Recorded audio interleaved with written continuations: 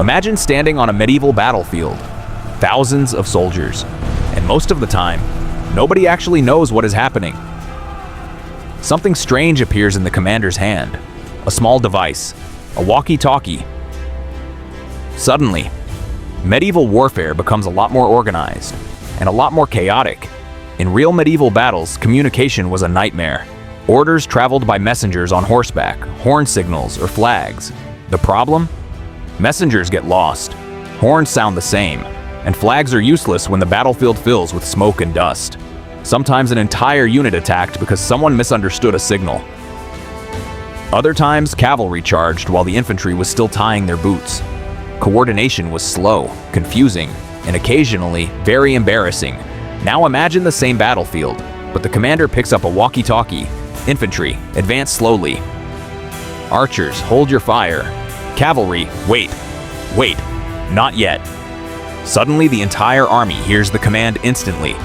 No messenger, no confusion, no horn signals. Just one voice across the entire battlefield.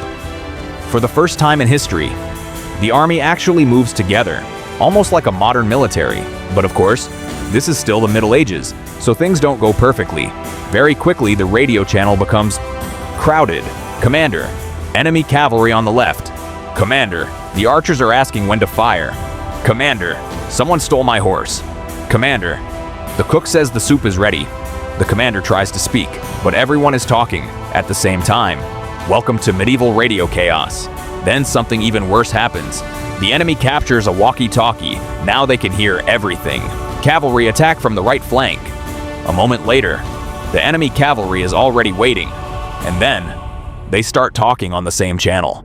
Hello, this is the enemy army. Please repeat your battle plan. Suddenly, the battlefield turns into a medieval prank call. But jokes aside, walkie-talkies would change everything. Ambushes become easier. Reinforcements arrive faster.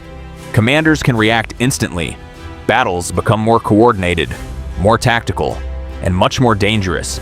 In real medieval warfare, most commanders had to guess what was happening. With radios, they would finally know. One small device, no bigger than a hand, but powerful enough to change an entire battlefield. Because sometimes history doesn't change because of bigger armies or stronger swords. Sometimes history changes because people can finally talk to each other, even if half the army is yelling over the radio.